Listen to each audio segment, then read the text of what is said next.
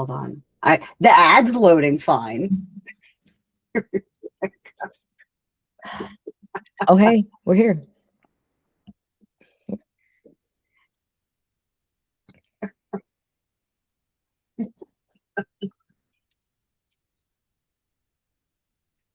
For sure. Happy Sunday. Happy Sunday.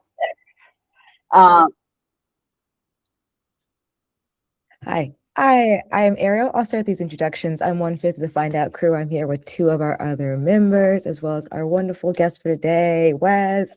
We're going to sit down for our roundtable. This is our bi-monthly sort of interview panel talk show, bringing in people who are working in the industry, creators, designers, AP performers, folks who worked in conventions and conferences and all those lovely things. I'm going to popcorn first to our crew and then let Wes introduce themselves so that we can get this party started, ball on the road. First, Shiv, let them know who you are.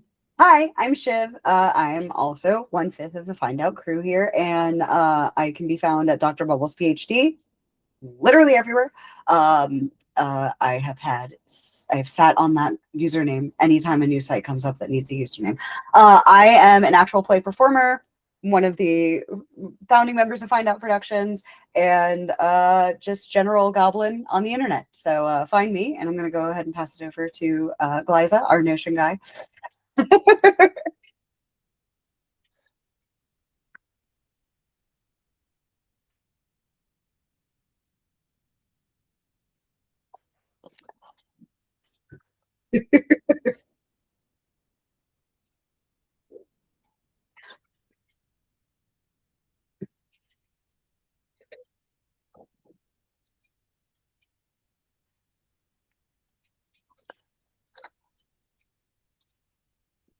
It happens. I can fix it. Am I back? Well, long story short, Glyza loves Notion. Yeah, this is about you. You should have read it in the captions anyway. So yay! There we go. And then we're gonna pass off to Wes, my favorite. I say favorite, but voice bestie, Westy. Ooh, hey, yeah, there we go. I'll take that. I'll take that every day. I love when people call me their favorite. Yeah. Hi, gang. My name is Wes Franks. My pronouns are they, them. I am a game designer. I used to do actual plays all the time. I have done interviews and panels. I've done the con circuit. I work with the publisher Plus One EXP. I've worked with the Gauntlet. I've written for Helmgast. I have written my own stuff. I've done if you can think of something that's in the TTRPG space, I've probably done it, except for make art, unless it's graphic design. But other than that, yeah, I wear many hats. And thank you for having me all the way from sunny Los Angeles. Wes and I are both having big giant weekends. I just got home from MomoCon, but I kind of wanted to share my Wes lore on why you are sitting here at this table now. Share. So I was looking to jump ship from a time where I was playing 12 D&D games, just straight up D&D games a week, and I was bored, and my life blew up, and I was like, I want something that isn't D&D, and there is a goblin very closely tied to Wes named Vin Vox, who shared on Blue Sky this between game that this person Wes was running, and Janis knew that if he explained the between to me, I would want to play the between, and so yes, I jumped on it, and it's honestly one of my favorite games, both from a mechanical standpoint and just Wes's running, that like it grabbed me by the throat and I do not want to let go. So Wes and I have been playing this between game with a couple of our other friends for a while, and it made me totally fall in love with Carved from the Brindlewood. And so like, and it was very funny because I think it was like maybe 6 or 7 sessions in before I realized you were like associated with the Gauntlet and like part of game dev of it. I just thought you were somewhere I was right. So that's how I found Wes, and we've had just an absolutely stupendous time. And so when it was like, we need people from the TTRPG space, I was like, Wes. So, Yeah. I kind of wanted to start with kind of your connection with the card from the Brindlewood and like how you got involved with like the Gauntlet and like your contributions to all of that and that huge space that card from the Brindlewood is taking up now. Yeah, I believe that the year was 2023. I was familiar with Brindlewood Bay, which is little old ladies solving murder mysteries until they find out that there's a dark cult that's trying to raise an eldritch entity that is tied to Persephone. I really just loved the concept. I loved the approach to storytelling. I loved that it was highly focused on the fact that you were playing women. I love a game that has a gimmick and it sticks to it and it tries to execute it. And so I started like watching and reading a little bit more stuff from the Gauntlet, and then one of the people that is embroiled with the Gauntlet, Alex Rabitsky, started chatting with me and invited me to play In the Between on a stream. I fell in love with it. This was the Victorian London Between, not the Wild West one. And I just became obsessed with it to the point where like I loved that it was a game where it teaches you how to game design within the mechanics. It also, the mechanics are very simple to pick up and master. That you need 3d6 and an imagination. And it like also distills backstory really easily instead of just having a dude that's just like anxious to tell you all about his loner rogue that sits in the corner and doesn't want to talk to anybody but doesn't understand why nobody talks to him in the game. It allows you to kind of, if you fail, you can disperse backstory to make sure that you succeed. So I really dug that. And of course, I started writing stuff for it. I wrote a playbook that's a homebrew playbook that you can find on my itch and my Ko-fi called The Prisoner, which is essentially adding not a time traveler, but a space traveler to London. It's based off of Andrew Norton, this character from this book called Slow Chocolate Autopsy. And then from there, it went to I was invited to a writer's retreat because of some of the stuff that I wrote and to get connected. I made a pitch for this game called Unsinkable, which is a setting within the Between that takes place on an ocean liner at the turn of the 20th century. And then from there, I started writing my own games in the system. And even if it wasn't specifically a Card from Brindlewood game, I was using mechanics from that game in my own game design, and so it just kind of really elevated, and like I've fallen in love with it. Did you have any like game dev experience before you started doing like CFB writing? Yeah. So I have been playing TTRPGs for about since I was like 10, and I took a break like at the beginning of college, and I just did LARPing. It was Werewolf the Apocalypse LARPing. And then I got back into TTRPGs. I started writing stuff. I have the stuff that I started writing before, like getting deep into the Gauntlet, writing my own games, has not been released yet. It's because one of the companies, Helmgast, is very slow to release things, and so they gather a bunch of stuff and then they just take it, they buy it, and then they just disperse it where they can. So I wrote I was one of the writers on a project called In Youth We Learn. That was like adding like playing child characters or like teenager characters in the game in the world of Cult Divinity Lost. So it's like really heavy stuff. Mm-hmm. And then I wrote some stuff that will never be released because of licensing and everything. That was with the World of Darkness a long time ago. And so like it just because it's changed hands so many times, like it's just one of those things where it's like it's never gonna get released, it's never gonna see the light of day, so I'll just hold on to it and use it myself. But yeah, and that was kind of like primarily it. Most of my experience was with like stuff like D&D or Pathfinder or Call of Cthulhu, Cyberpunk. But I'm such like I love the hobby so much, and I love these games, and I love people's approaches to them. So I want to read them, and I want to figure out what makes them tick and take them apart and see if I can put them back together with like a chimera sometimes. Yeah, I was spoiled to in the discussion of having you aboard. I was privy to, Ariel is apparently a big fan of Orbital Blues. So I'm going to let them take over asking about that process. I have like just a couple of questions. One is a broader question, but yeah, this standalone sort of supplement racing aspect of Orbital Blues. I did get a chance to play this. It was amazing. I loved the system. I liked the premise of it. I grew up with like watching Star Trek with my dad and stuff. So anything space adventure is really interesting. At least in the campaign I got to run, there was a real gritty sort of take to it, which I loved about that world.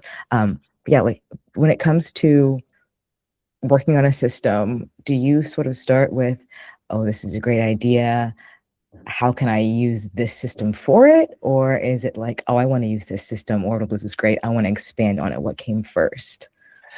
Yeah, what happened with Orbital Blues was actually really interesting because like I've played Orbital Blues. I enjoy the system. I enjoy the setting as well and the aesthetic. I love lo-fi, like retro futuristic space stuff. Cowboy Bebop is a favorite of mine. But I was talking with the Zach Jelly from Soul Muppet Publishing, who publishes the game, and they were doing a big old like a Orbital Blues month, where they wanted to do a bunch of crowdfunding for it to promote the game because they had another supplement they were wanting to crowdfund. So they brought on a bunch of projects. And originally I wasn't going to do anything for it because I was like, I'm focused on Come On In, my other game. I'm focused on other stuff. And then like as they were like trying to field like pitches for this, there was a lot of people in this Discord server, the Plus One EXP like work Discord server, that were like, oh, I would love to help out with this. I would love to help out on a project. I would love to be an artist on it. Like everybody was like, I want to work on something, but nobody was like really pitching anything. And so I was just like, okay, let me take let me just open up my junk drawer, my graveyard. I call it the boneyard, which is like all my dead and like hiatus things. And Yep. I have one of those it's all stored away and stashed. I'll get to this eventually. I'll pull this out when I need to. Exactly. I'll combine it. I'll do whatever to retool it. And so it was an old Lancer campaign that I ran on stream. You can go to my YouTube channel and see it. That was called it was the first season was based off of Crack the Sky by Mastodon, the album. And then the second season was based off of Mezzanine by Massive Attack. And Mezzanine by Massive Attack is a really important album to me. Any goth can tell you it's important to them. But that season, it was Lancer, so we're using mechs and everything. But I wanted to approach Lancer in a different way. Like the first season was all on an ice planet. It was Dune, but an ice planet. And I was like, well, let me do a cyberpunk type of setting and centered around the world of racing. Like, what does Lancer look like? What do the sports look like in the world of Lancer? Like, what does entertainment look like? And the system is not built for that kind of stuff. Lancer is not built to incorporate racing or anything in it. So there was not a lot of racing, but there was the world of it around it. So I just took all my campaign notes and I was just like, okay, I love like racing. It's been in my blood. It is my uncle is like has raced and built cars, and he doesn't do so anymore. He's super old. I've got moonshiners in my family. Like it's all around. I love working on cars and everything. But I was just like, okay, looking over the rules for Orbital Blues, I was just like, this can really easily translate into having a racing mechanic where you incorporate a track and everything. I just have to figure out how to tool it. And so I threw out the pitch and a bunch of people hopped on. I had to go through the whole process of figuring out artists and writers and everything like that. But like for that, like it was very much like I have a concept, I have an idea of how I want these things to look, and I just have to be able to relay that vision to a team and everything. Which was not how I usually approach game design. I typically approach game design where it's like there is something that I really like about a game system, and I want to deep dive into the game system, dissect it, figure out how it works and flip it on its head, and then I'll let inspiration come afterwards. But for that, I was just like, yeah, no, let's just take this and let's see if we can make it work. And we did. We raised $20,000, over $20,000, nearly $25,000, with a goal of $15,000. Which you don't often see games of that size having a goal of $15,000, because there's a lot of work that goes into it when you have all these concepts of space racing. You need to have art and all these cars and racetracks and everything. And so it was a hefty thing. But I'm glad it's like resonating with people. I'm glad people like enjoy the concept enough that they're like, yeah, I want to dive in. So this is a like question from me, Shiv, as a person, and Let's Find Out Productions. But at this point, how many crowdfunding campaigns have you been even tangentially involved in? Do you want the amount for this year alone? Or do you want all of them? I would love both. a year to date and a whole time if you have both those numbers Yeah, readily both. available. I love numbers. So my first ever crowdfunding that I was by myself with Plus One EXP, Sooth Wardens, which is Navarre Seek Jackson's game that's currently crowdfunding. Go check that out. I'm editing that. Then I have done with Ambition, which is a tarot card TTRPG from this guy named Yanni. It's a beautiful, beautiful game. I was the marketing person on our side of the game, like on Plus One EXP side, and we raised like over $200,000, I think, on that one, which was great. And then I have Come On In, which is at the end of this year, and then I have there is Formula Infinity. And then there is Stone Top. I've been involved with that one, with just like the distribution, the shipping and handling of that one. We came in at the tail end to get it out because Stone Top was a game that's like 10 years in development. Let's see what else. I lost count. I guess I had an impression, but no idea like the depth, because my follow-up question to this was, how does it feel to see one of your crowdfunding campaigns like blow past the goal? Like, I have experienced the joys and the trials and the tribulations on both sides of like having something that failed and having something that is like blown out of the water, and just being a small part of it, or even just like like involved in any way. And like, I think it's like, it's one thing to have people tell you how much they like your stuff and everything, and because like some like in your head when you have like self-doubt and everything like that, you're like, oh well, yeah, of course you're saying that because you want to say that, Right. or that kind of thing. You like Yeah. you feel like obligated to say that. But then like when you're able to see like, and like, here's a surprise and a secret. I don't really like crowdfunding. I think crowdfunding is like, it's become the norm when it was like a thing for like people who don't have major company backing or anything to be able to make things, and then it became a marketing strategy for companies, like some big publishers.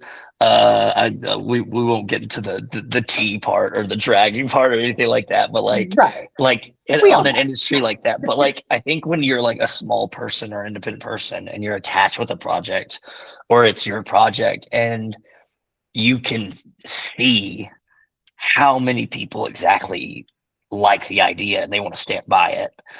And it's like, I come from podunk rural ass. I was born in Kentucky. My family moved all over the place, like Georgia, Alabama, Louisiana, Mississippi, all West Virginia, all that good stuff. But like, so like any amount of money that's over $10,000 to me is ridiculous. Like, it's like, I can't even fathom what that's like. And so seeing people like with public access raising over $500,000, and I'm in the book, like the main book, in Signals from the Other Side, but then I'm also like, I was a stretch goal, Right. along with Kieran Gillen, and which is crazy to me as a fan. But like, so seeing that, like that amount of money, $500,000 that's tied to something that you're connected with, the between like having a setting that's like, so I pitched it and people want to play it and people keep harassing me to want to play it. And I'm Including like, me. and I'm like, Yeah. and like I can't fathom it, like truly, because like I to see that like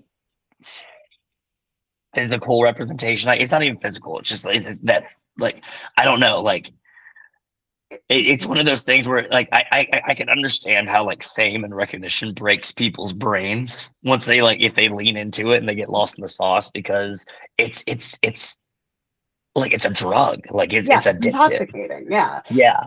Like I can't even imagine, yeah, like seeing one of the ones I always like to use an example for, like I got really into that game Household. I got the quick start guide and they were on Kickstarter at the time.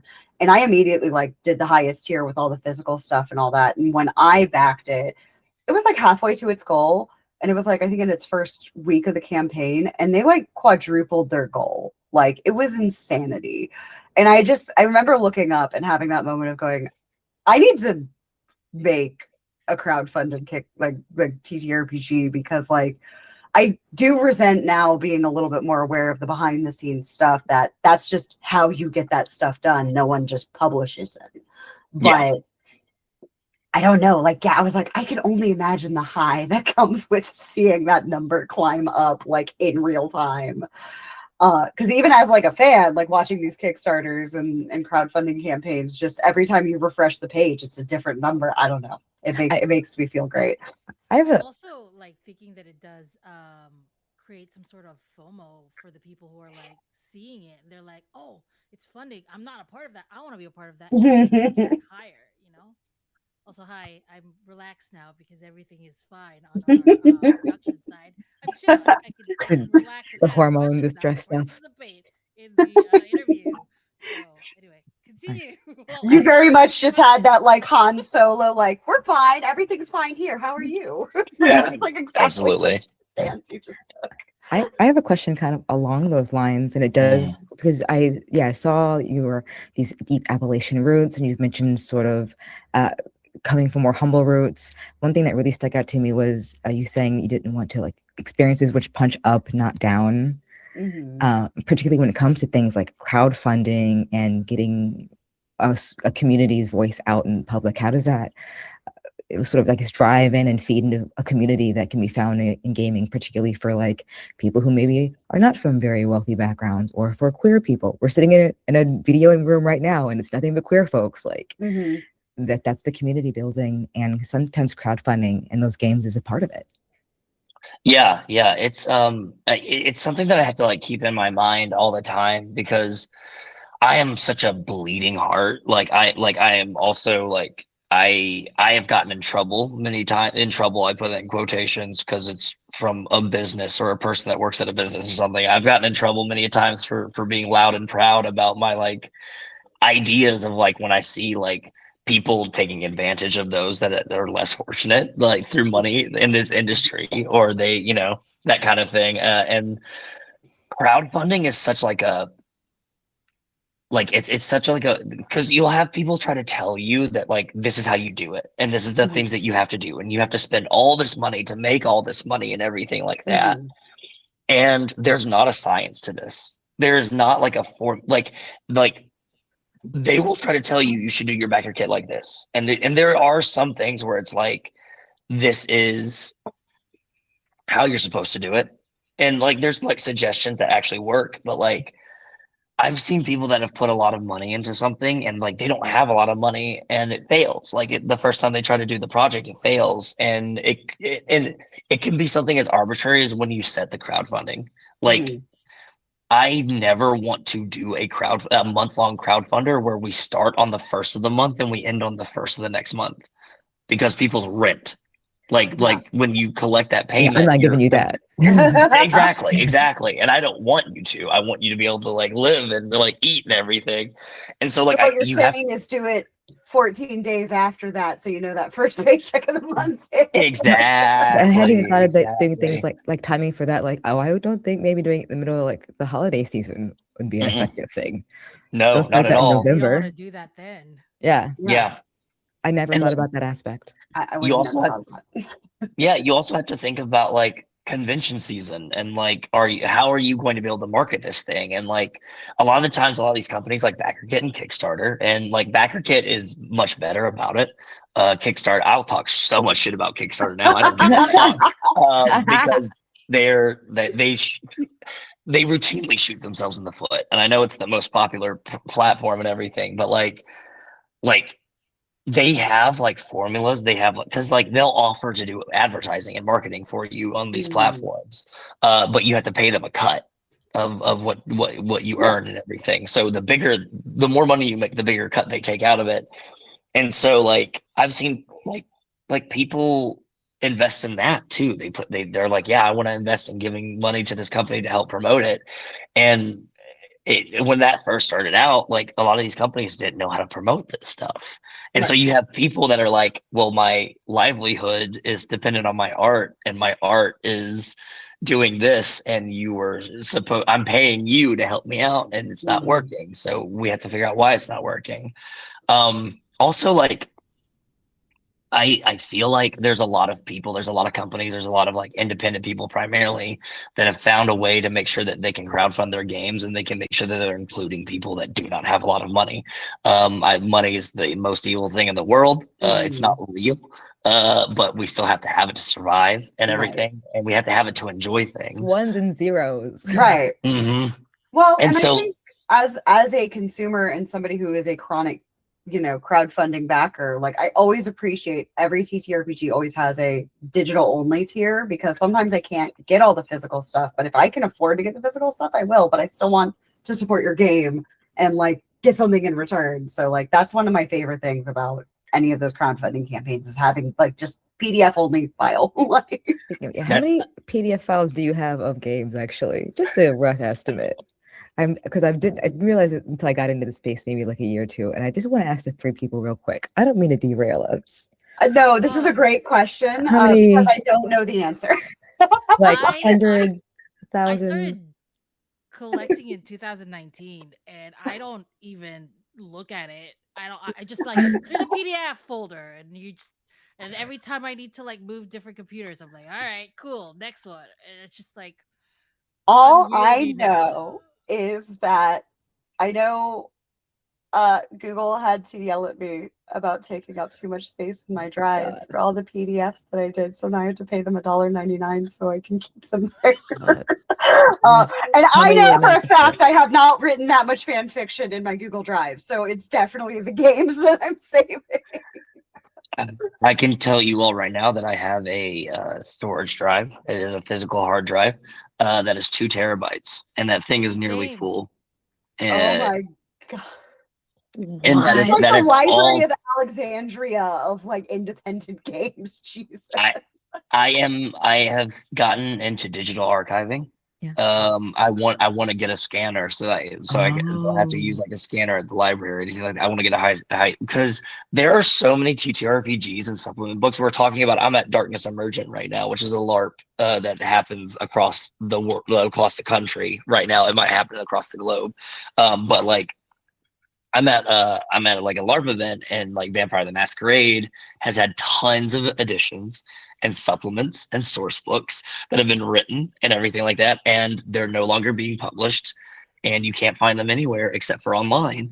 And so like the people that hold the license try their best to keep like the old stuff on Storyteller's Vault, including some of the less savory like stuff with like problematic lore from the past.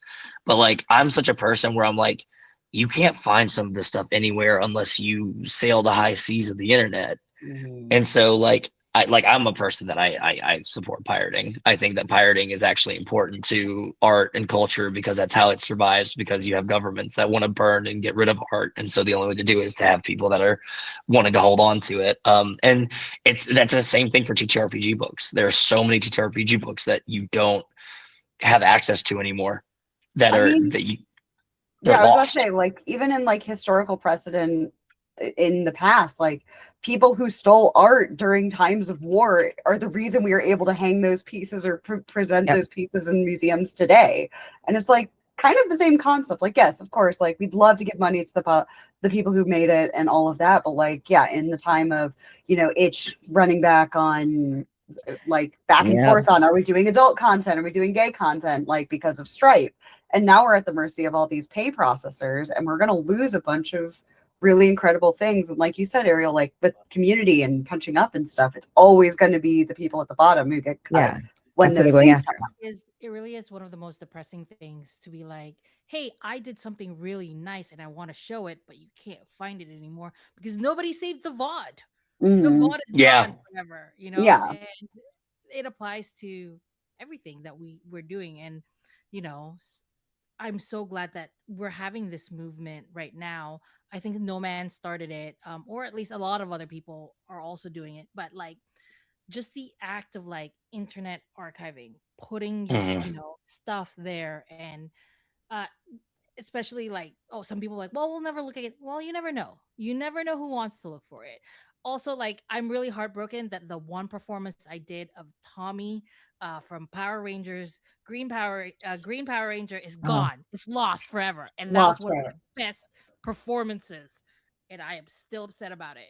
I didn't know this about you, Glyza. That I'm gonna swing this back to you, but I do know we walked by somebody at MomoCon who made handmade ocarinas, and like of course they had like the Zelda ocarina and stuff, but they had ocarinas from like other fandoms, and they had a recreation of the Green Ranger flute as The an dragon flute, ocarina. And it was so freaking cool, handmade. It was incredible. I'm gonna find that vendor and send you their information because I feel like that's. Because I stopped because they had a moon compact ocarina that looked like the Sailor Moon. Look, I don't even want to admit what the dealer's room at MomoCon. Anyone who wants to come to Atlanta to MomoCon, please come support them. Those are my friends. I have been going since the second year they've been running that convention. It was free in the Georgia Tech Student Center and had 200 attendees. And last year they had 69,000. So like I am delighted that these people that I've known literally as long as I've been going to conventions get to have this huge success.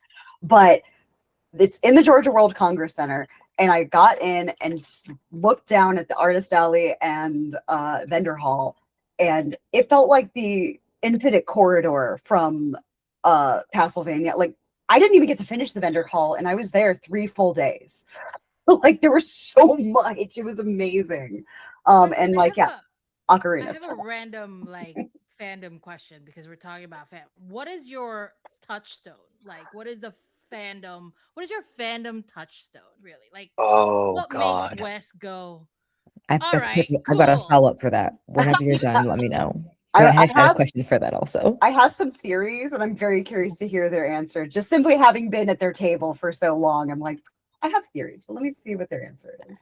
All of the fandoms, because you'll hear me all the time. I'll be like, fandom was a curse and it ruins art and everything like that. But also, like, fandom is important for it's going to happen anyways. Like, look at Star Trek and everything. I am not a Trekkie. I'm not a Star Wars person. I enjoy those properties. There's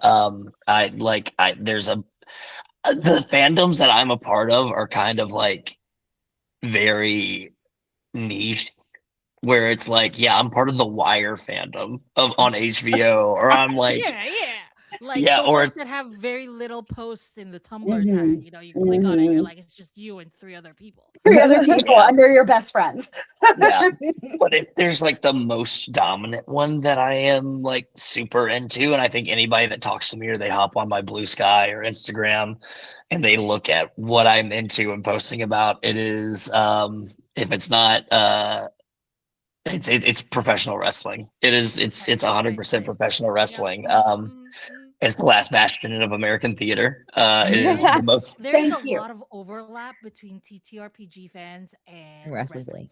I mean, the storylines are the same. Like it's like if you really break it down, like wrestling storylines feel like a TTRPG hero's journey. You know, you've got the big BBEs coming out.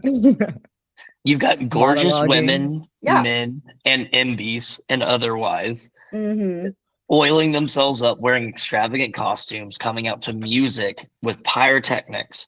And then they convince an entire room of people, including people watching at home, that they hate each other or they used to love each other. and they're going to beat the piss out of each other to work through those problems in a competitive sport and everything. And long running storylines. I mean, long running storylines. campaigns, like full blown Yes. campaigns. I have been screaming. There's a resurgence of professional wrestling fans in TTRPG now. There are people that are discovering AEW because of I think it's primarily the Brody King fuck ice chants that happen at AEW shows. That really like popularized it and got it on people's maps, and then people started watching like Joshi wrestling in Japan, which is like, it's that's women's wrestling in Japan and everything like that, and just other like CMLL in Mexico and all these other different programmings. But people are realizing that, like, and I've been screaming this for ages, like y'all said, it's long form storytelling. It is you're working in campaign.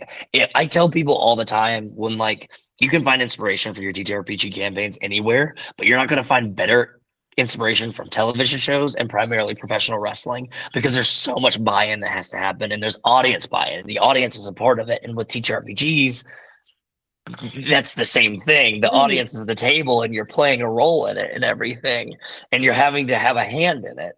And like, while yes, the audience, and a lot of people are like, well, yeah, the audience doesn't have any determination in what happens in a wrestling ring.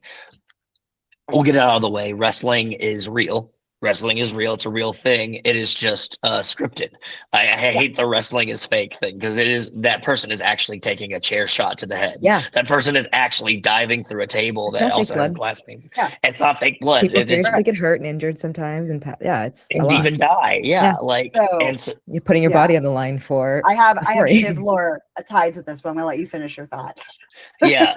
And so, like, but people are like, well, the audience is just there to watch and like chant and everything like that. There are actively storylines that have happened with multi-million-dollar companies.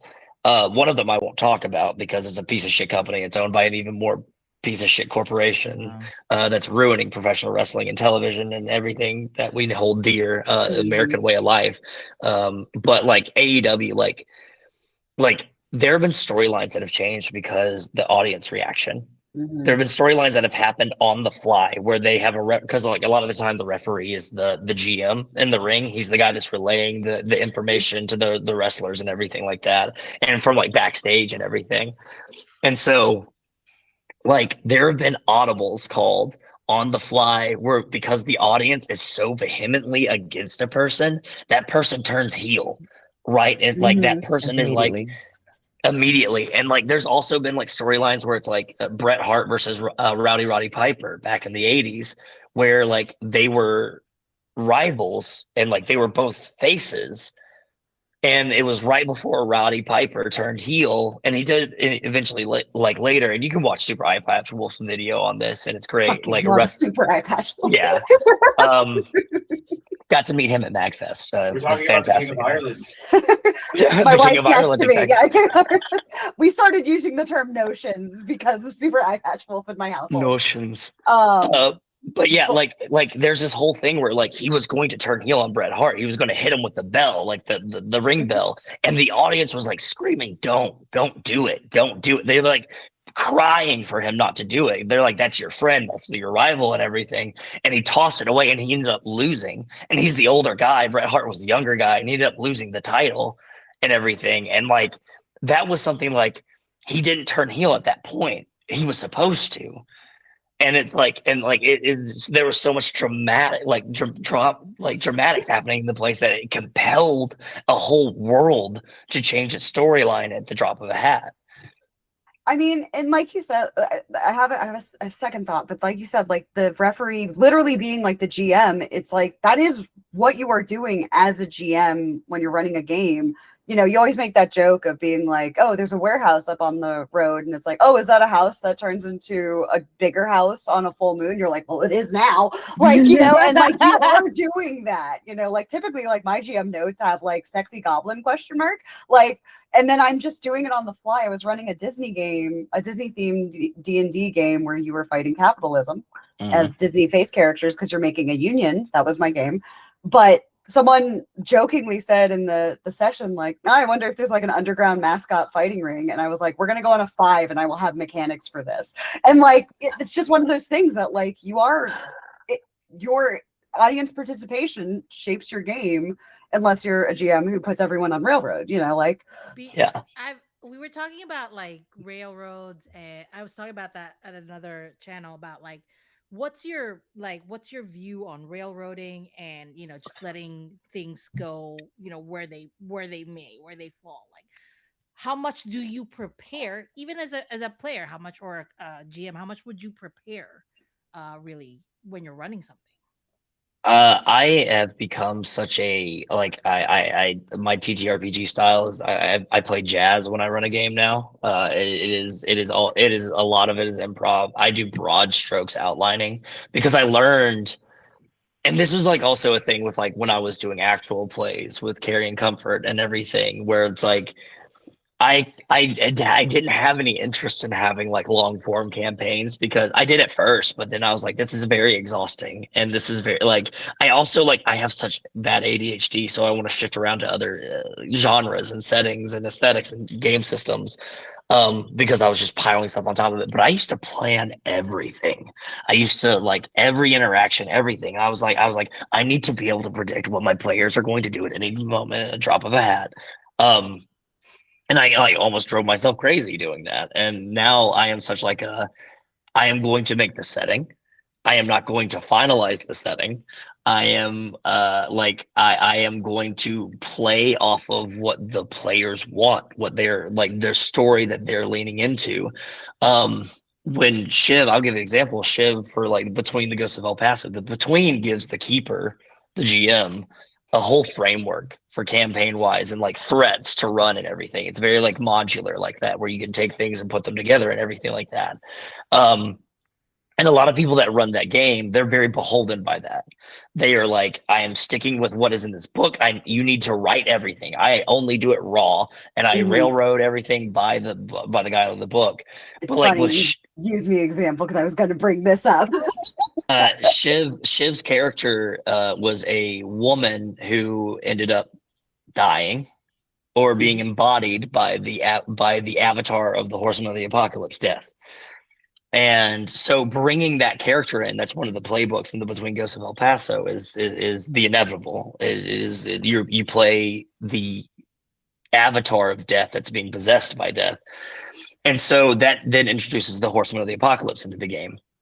There is no other mentions of other Horsemen of the Apocalypse except for in passing in the game, in the book. But one of our other players, Joel, made his character the fifth horseman of the avatar of the fifth horseman of the Apocalypse, Conquest, which was the original one of the original horsemen, and then used that as like a way to retire his character and said that he's just fully taken over by it. And at that point I was like, okay, well then now I just have to fucking make a whole plot line about there being other horsemen of the apocalypse coming in. And so I was picking side characters and being like, they're being embodied by them, and like war is hopping between people, and like pestilence is and famine are attached to people, but like war is all over the place because I mean he's erratic and everything. And so I just had to start writing a bunch of stuff, and then all the stuff that I'm writing, I'm also like, there's an addendum, there's an asterisk, because at any point that could be changed because their backstory, I don't know their backstories. I'm learning their backstories on the fly now. That's why I love the Carver Riddlewood system so much. It's because it keeps me on my toes. I love improv. I did stand-up comedy and an improv comedy for a long time in college and afterwards. And so like I've found myself more fulfilled by like, let me do some broad strokes, let me do some general setting stuff, and then let me follow and pull the thread of this like sweater that's poorly knit and see what we get out of it. Yeah, because your game of Ghosts of El Paso was my first time touching the Between at all. And so it kind of went so smoothly. I was like, oh yeah, the inevitable's here. So like death's here. And then Joel hits us with Conquest. And I was like, oh, so they got the other horsemen here, and you introduced pestilence and famine and war. And then like I think we were like 12 or 13 sessions deep before you were like, oh, I gotta like, adjust my horseman stuff. And I was like, what do you mean your horseman stuff? You're like, oh, I'm just doing this on the fly. I was like, wait, you mean Ghost of El Paso isn't Oops All Horsemen? And it was so seamless that I was under the impression that a horseman storyline was inserted in that book. And like, it was just so good that you were able to do that on the fly. And Like, it really made it. I mean, those of you who watched this channel, no one's surprised I chose the inevitable, like literally. So like, it was just kind of something that you are familiar enough with the system, obviously with your own touch of it being something you've made, that it flowed so seamlessly. I didn't realize you were homebrewing anything at all. I actually thought the guitarist was a Conquest avatar until y'all. Yep. It's so refreshing seeing a game. Like I of course want to play like game worlds or write game worlds that like has everything in it. It's a full comprehensive toolkit that gives you everything. But like I'm such a game designer that I am like, I want to make games that give you toolkits that turn you into a game designer, because I want this hobby to become popular. I want this hobby to become successful. I want people to find themselves in this hobby because I found myself in this hobby. And so I want to make games and make toolkits and supplements that push you to get designing. And a lot of that happened to Ghost of El Paso, that design, like all that toolkitting and everything like that came inspired off of y'all and y'all's excitement for stuff.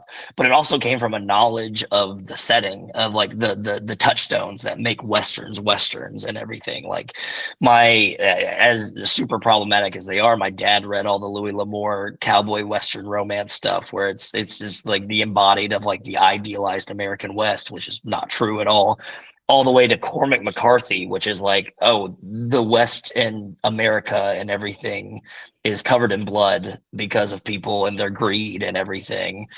And then, so like being able to have those touchstones and inspirations, I'm able just to pull those and throw them at you. And if you like it, you're going to follow it. And if you don't like it, you're going to drop it off. And then I don't have to worry about that ever again, unless it comes back around and I can just loop it back into it. And I think that like every GM should do like improv classes. I think everybody should, but I think if you have the ability to like do some research or like dive in and take a improv class or like watch videos about improv and like how it is to work off of other people and to see the line that they're trying to go to and how do you join your own like line into that, and so you can make it something beautiful. Well, it's so funny you bring up taking improv classes, because like some of the most iconic like GMs we have on the internet, like Brennan Lee Mulligan was in the Upright Citizens Brigade and like did stuff at Second City too, which are the two major improv like schools essentially that you can learn. Hi everyone, I was a theater major. And so like that's why those GMs feel so like there's not a moment hesitation, because they've been doing improv comedy before they even touched a tabletop, you know?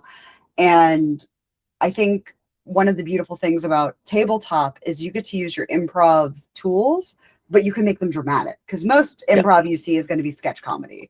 And so like you can still improvise emotional scenes. It's just that doesn't usually sell tickets if people want to come yell, you know, a place and an occupation at you. But like in the tabletop scene, we could come up with a game for that, you know. Honestly, sometimes when people tell me you can't do that, watch me. I will make a game where I will use Pomodoro timers and we will make it into a game. Guys, I actually did that. There's a Pomodoro timer game that I made. Anyway, we have 4 episodes of it. It's called Parable Will Play Missing Month. It's on our VOD channel. Anyways, but yeah, like it's just kind of one of those things that's like you just need the tools and you can apply them anywhere. Like, you know, a drill doesn't just do one thing, the bits can be changed. Yeah. And so like these kind of skill sets you learn from like doing theater and stuff like that. And I totally forgot to add my Shiv lore from professional wrestling, but my stage combat professor in college told us to watch a pay-per-view professional wrestling like, you know, show so you could see the stage combat, and like having us be able to write down, it was an assignment. We had to write down where it was a real hit and a stage hit. And it's like one of those things that you look out for, but like, yeah, it's kind of these weird things. Like, I mean, theater kids always wind up in the tabletop play space. I was a theater kid in college that I got dragged to a D&D table. And your kind of approach of like making tabletop easy to jump into and easy to start designing on your own is really good, because I got into the hobby in 3.5 and I had to use calculators. And I don't like math. So having things be more accessible and rules light is, I mean, one of the reasons I love Carve from the Brindlewood specifically. But I totally navigated away from my questions and bullet points. I wanted to bring up your game Dead Pilled, because you talked about punching up. Yes. And that feels like probably the finest uppercut I've ever seen in my life. That is a game that I have people angry at me about, which I'm Good. glad. I'm glad they're angry at me about it. And like Dead Pilled is a game where you play a bunch of Manosphere influencers that are at a retreat that you do around spring break time every year, and you are celebrating the fact that you're destroying democracy and humanity as it is, and you're profiting off of it. And it is a short form CFB game. So it's a short form Carve from Brindlewood game. So it's not a full campaign. It's about 2 to 3 sessions. I ran it in 3 sessions, including like a session 0.5 where like all the session 0 stuff happens in the first session. I can believe that it would only be fun to play that in a short form, because like being in that mindset for much longer, you'd be like, oh, kind of thing, you know? It is very much written to be disgusting, because the whole process is that during this retreat, you're getting picked off one by one by a serial killer called the Blue Fairy, who is a person that's in blue robes, wielding like carpenter's tools and wearing like a princess doll mask and everything. It is very much a Pinocchio is the main like inspiration, because that was when I was developing the idea, the closest approximation to like what I was seeing these Manosphere influencers was the story of Pinocchio, which is like these little wooden boys that want to be real, and so they go through these like ridiculous circumstances, and they're just lying the entire time, and hopefully they unlearn all this shit, but they probably won't. And I like we all live in such a fucking nightmare scenario right now. And it's one of those things where like I always have to like remind myself that this is not that like this happens. Like this cycle of shit happens all the time, and we're not the only people that have experienced this. We're just the people that have experienced this on this level, and we're able to see it now, and we're able to see like the honesty of what's happening in our world, whether it's like what's happening, what is always happening in Palestine, or what is happening in Iran, or what is happening in the Congo, or what is happening everywhere. And here in America, like literally, like a dude attacked the White House like yesterday. Like like this stuff happens, and we need to be able to process it. And you can't just process it by shoving it down and like being like, well, that's just how it is, like you don't just get to ignore it, like, because like I love the phrase that like the people that don't do politics, you better start doing politics, because politics is going to do you. like that's, and so that game was Dead Pilled is such my approach to catharsis. I love cathartic experiences.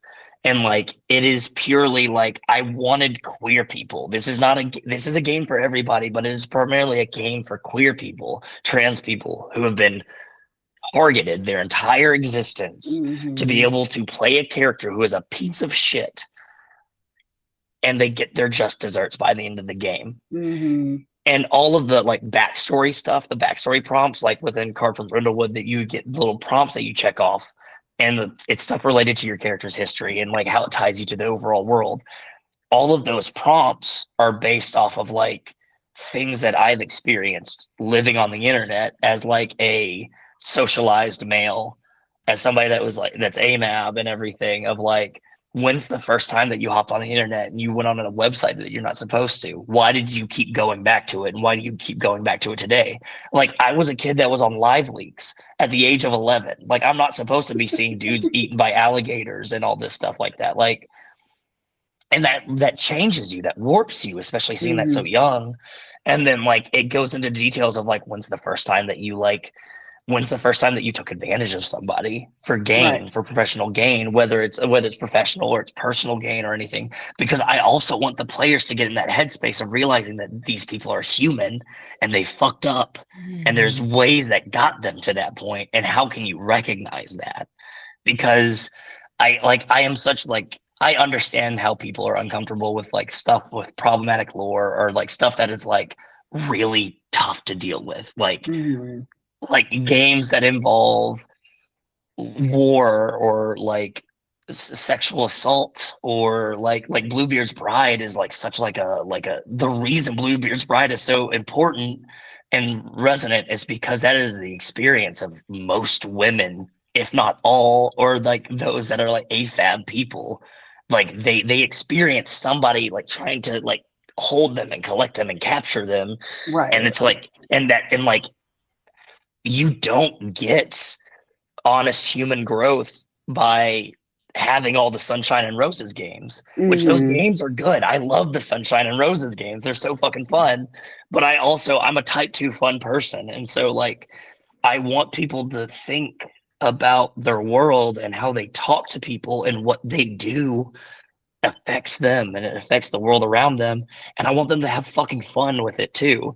And like it just felt like the perfect marriage of like, let me deal with the manosphere. And my search history is so compromised even before this, but like I did so much research into clavicular, Andrew Tate and his brother, and like the Liver King and Conor McGregor and Jordan Peterson, and all these guys. Like all the moves in the game Disgusting. are named after like these guys. Like, and the things like it's like Jordan there's a move Peterson. called yeah, Jordan Peterson. Yeah, like fuck that guy. Right. I'm surprised that he's not dead. The amount of shit that he puts himself through and his body through. But like there's a move called cuck. That is a move that you're like, my character is a cuck in real life, like in not just with the sex, but like in their own life. They Yeah. take the back seat to things. And so like you're very observant. You get to use those, and like Oh my because you are, gosh. yeah, like I want people to feel uncomfortable because I want them to talk to each other. I want them to figure out this shit so that they don't like, participate in it. Because like we don't we don't learn from our mistakes if you don't put them out for everybody to see. Right. And Um, I think that's one of the things I like about Dead Pilled is like, satire is supposed to always punch up, right? And it is yeah. an upward punch, but it's in such a way that like it's saying something other than these guys stupid, like Yeah. it's a very nuanced take on something that most everybody hates except for the Mhm. people involved, It's an art and aspect. right. Like it is reflective of life, and it's meant to sort of be a mirror to our best and our worst parts and what it means to be like human. So if it makes you uncomfortable a little bit, sit with that. Yeah, and it is Examine one of that. those, yeah, that makes you sit with those feelings of discomfort and why does this hurt and what is wrong, Mhm. like, and I really I love games as escapism, like you said, like as sunshine and rainbows, but like there are things that I was uncomfortable bringing into games at first because I role played on Tumblr for a long Mhm. time. And a Mhm. lot of Tumblr roleplay culture is we don't do this, we don't do this, you have to list your triggers, you have to do this. And like we just like we don't talk about Bruno, right? Kind of thing. And I'm Mhm. like, there are things we should talk about in a safe environment with people who we can sit with and have adult discussions about this. And I think TTRPG is kind of having some of those moments. Like we ran red markets on this channel, which is very Ooh. much a very politically driven, societally driven game. We have a lot of I'm doing Mutants in the Night right now. mutants in the Yeah, and night, that's playing it's kind of rough. yeah, I love a game that you kind of come out of feeling a little like, ooh, but it gives you something to think on and meditate on and like really kind of sit with it. And like it is escapism that's still kind of grounded, but also in a safe way you can process. And as somebody who works with death, I always talk like sit and process shit. Like please give yourself time to process. And like that grief isn't always just about death. It's about loss of things or things that we missed out on and stuff. And like, you know, we're grieving humanity at this point because holy shit, how did we get here? Like, and so that's why these games are so important, because they're safe environments for us to process out what we're experiencing in real life. I'm a recovering addict, so like rehabilitation is always on the forefront of my mind, and I always have to remind myself, like especially when it comes to like online like discourse, but like when like I mean we all are on the internet and the TTRPG industry, and there are people that hurt each other, and like I am all for accountability. I'm all for holding these people's feet to the fire and being like, you fucked up. And because you fucked up, you don't get to do the thing for a long time because you have to unlearn this shit. And I feel like a lot of the times there's like not a set way for us to deal with this shit. There's not a set way. There's not like a, like, what do you do with a person that like, how do you approach like a person that has harmed another person? Because I don't want to write them off entirely. I may not want to fucking have them involved with my work or anything like that, but like I want them to have the opportunity to learn what they fucking did wrong and make up for it.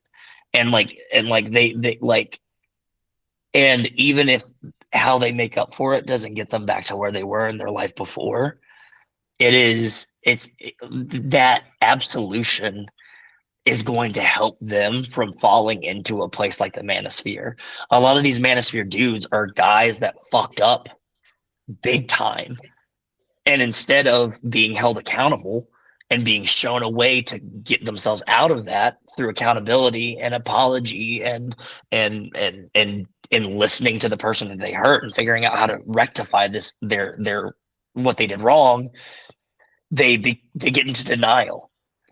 Yeah. And because they feel attacked, which like truly like, yeah, you should be fucking yelled at for being a piece of shit. But like they're not giving an avenue for redemption. And like Dead Pilled is very much that game where like your character's probably gonna die at the end.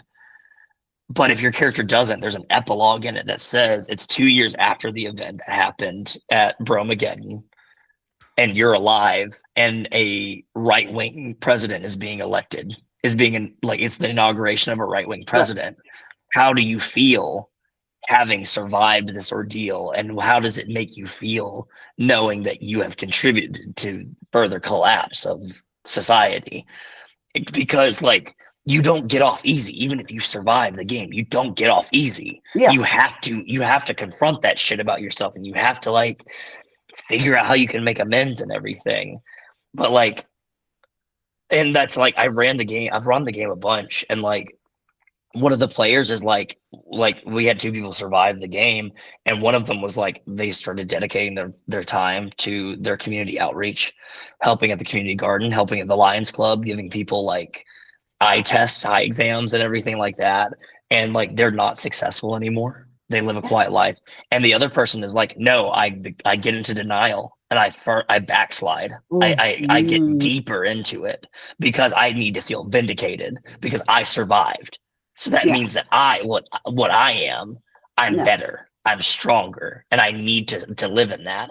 And so like that happens in real life. There are people that have harmed people in this industry, and they get like shit. Look at Zach S. I don't want to get your channel flagged for like a lawsuit from a piece of shit, but there's this guy Zach S in the industry who has harmed people, and he sends like, instead of him taking a step back and looking at what he's done and how he's harmed these people and like how he has taken advantage of women and everything, he sends fucking cease and desist letters and subpoenas to fucking like people that talk about him shitting his pants at a Chick-fil-A at Gen Con. like that, like, and like he can come after it. It's fine. I don't have any money. What are you gonna do? Sue me? Like, yeah, great. I'm already poor. I was about to say that's his fault for being in a Chick-fil-A as the table of queers. But yeah. So like, but people do get worse, and it's because like he also has a chorus, a sea of dudes behind him that have done the same exact thing to people in their lives. They're just not famous, so it doesn't get put in public as much. And so that they feel guilty, and so they are like, well, no, it's not me that's wrong. It's the woke mob, right? Yeah. And I think that's kind of one of the things I like about the way you've written the game of Dead Pill, like the actual like gameplay stuff. It's it's just smart, you know. Like I don't know how to describe it other than that. Like it's just incredibly I don't like nuance is such a weird way to say it because look, if anyone ever says like what's your favorite character arc, it's always going to be someone's redemption. Like, Yeah. you know, if you say who's the best character in Last Airbender, most everyone's going to say Zuko. Zuko because Yeah. it's the most satisfying story. And so like having that option, but I also feel like the backslide is such a good like and it's real, it's nuanced, it's I don't know. I love Dead Pilled as somebody who has been AFAB existing on the internet since I was a young child. Like it is cathartic in its own way, but at the same time, it's still very human. And so, like, I really wanted to bring Dead Pilled up today, just because it's such a it's a hard sell to like major publishers because they're gonna feel like you said it makes a lot of people angry. But like at the same time, these are games that we need. This is why itch is so important. This is why access like directly to developers is so important because there's going to be big names who go, oh, but our image you know, oh, but this, you know, and it's like, yeah. So like, these are these things that like by consumer, you know, focus groups could be considered thermonuclear, but there is a rabid fandom that wants that specifically. And so I think that's a really kind of smart game that exists. And it's like anytime I've seen people who are talking about it's queer people. Like you said, it's queer people playing this game to kind of work it out of their system. And, you know, these are the reasons that like, I mean, full circle on this is like, we need to have access to these things and these things are important for us to know. And that's, I don't know. I love Dead Pilled. And then you had the, oh my God, I'm gonna butcher the name because it's all alliteration. The beach part. Beach body. Yeah. Beach blanket body bags. That's the Yeah. one. Yeah. Yeah. Like, and it's like kind of these things as like a developer, you can have stuff that's, you know, kind of lighthearted, but still, you know, like a horror game, but like this is a horror, like I find like the genres we can touch in kind of this space are just fun. Like, you know, we've got Weird West, we've got Victorian, even just in like the between, like, and you're unsinkable. It's like, hey, what if the Titanic was supernatural? I have a segue, another question that sort of segues into that. Of all of the mechanics that you've made, bespoke mechanic, which one is your favorite? So this will help kind of get us into come on in a little bit down the line, but it's something that like really hit off was having a and it's I also love it because my partner Brand had a little bit of hand in helping me kind of figure out the name for it and kind of figuring out exactly like the accounting for it. But it's called the corruption tracker and come on in, which is it is essentially a tally mark for the keeper when there's a failure on a roll. Like there's a clock in the game. That's the day to night game because it's a vampire game, and we'll get into it. But like every time you fail a roll or you get a mixed success on the roll, you'll fill in a pie piece on the clock. And when that fills up and you go from day to night, you do it again. And when it goes from night to day, then you mark on the corruption tracker. And the first time is like, oh, it's another person dies. And the second time it's, oh, the victim from the first murder that brought you here, their grave gets defiled and their body's missing. And then the third time is it's like, oh, vampires start to show up and like everything. And so like within the game, like the whole idea is like you're playing police officers. And so what do we know about police officers? That most of them are corrupt and they think they're doing the right thing. And so you're having to gauge your actions by whether you're justified. And I have the police code of ethics that's been popularized by the LAPD. And it's used as the baseline for every single police department that's in America and mostly international as well. But it is like by the police code of ethics, which is I solemnly swear to be a police officer to uphold the law and everything like that, to protect the citizens and everything like that, to serve and protect and everything. are your actions justified by your code of ethics, or are they corrupted? Are you the cop that's, I'm going to do what it takes to get the job done? And when you do those corrupted moves and you fail them, you automatically mark the corruption tracker, because your actions as a police officer are directly reflected upon the community. You are what You're making it makes the worse. you're making it worse. You're not helping. And so you need to have that reflection in the game. The game is inspired by True Detective. It's so like, and True Detective is not propaganda. And the fact that none of these characters are romanticized at all, they're all pieces of shit. As opposed to like Law and Order, SVU, where you have Elliot Stabler, who is like the guy that beats people up in interrogations and like holds their face up against the wall and threatens to shoot them and everything because he just cares about kids that much and everything like that, Hurt you that know. little girl, you punk. You think you can get away with this? Exactly. And so like, but that's celebrated because like he's a good guy and he's Right. just held back by It's like police brutality, but society. whatever.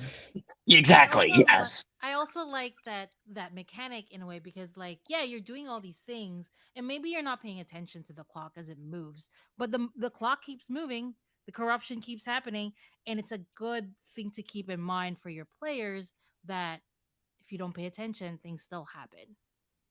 So it's really nice. It's funny you bring up like the romanticization and like propaganda and stuff, because like I was talking with my wife about this recently. Is like, I actually like shameful guilty pleasure, like I love the CSI shows. I love them so much. Like they were like some of my first fandoms that I was part of. We were all four of us, you know, like, and so like I was kind of deconstructing it because I realized that CSI was available on Disney Plus when I was staying at a house, pet sitting that had Disney Plus. So I was watching CSI New York again. And as I was kind of sitting there, I was like, I realized why this show is so comforting is because it's fantasy. Like I recognize it's fantasy. That they're not like this. This doesn't happen. And as somebody who's touched, you know, like I worked with the Georgia Bureau of Investigation a few times when I was doing funeral home work, because where do they go once they're done at the morgue? They come to me. So like I actually know what those places look like, and it doesn't look like whatever sci-fi they've got going on in CSI New York. And I'm like, these are fantasy that make us feel like it could be okay. And you always know the formula. The bad guy's going to get got in the end.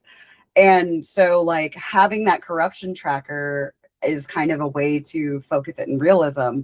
And like I could come in playing a version of my CSI character, like favorite character, and try to keep that down, but you're going to figure out like there's things that you're like, oh no, there's a tick, like, and it's like it's so easy to kind of fall into that when you're in those kind of characters. And so I love that. So I'm going to we have 5 minutes. So I'm going to very quickly, Wes, would you like to plug Come On In? Yeah. So Come On In is a Southern Fried mystery game that I wrote that is inspired by True Detective and Salem's Lot. It is a game that uses Carver and Brindlewood as its like foundation, but there's a lot of mechanics like the corruption tracker that I've written into the game that makes it a little bit different. It is, you play 2 Louisiana State police detectives who are sent to a small town called Bon Soleil in the Terrebonne Parish in southern coastal Louisiana, and they are there to investigate a murder. The game gives you some suggested people of who you would want to put up as a victim, like the mayor's son, or like the Laura Palmer, who's like everybody loves her, but she's like a server at the restaurant, or like a college kid that is like at the local community college that's like right outside the town. But you can use anybody. You can have anybody in the town be the main victim, starting off.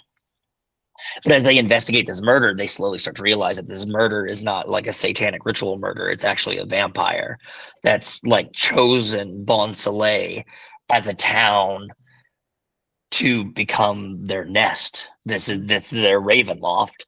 And so throughout the game, you also learn about the maitre, or the master. It's this person that has come to Bon Soleil, who like from New Orleans, who's like, I want this to be my seat of power.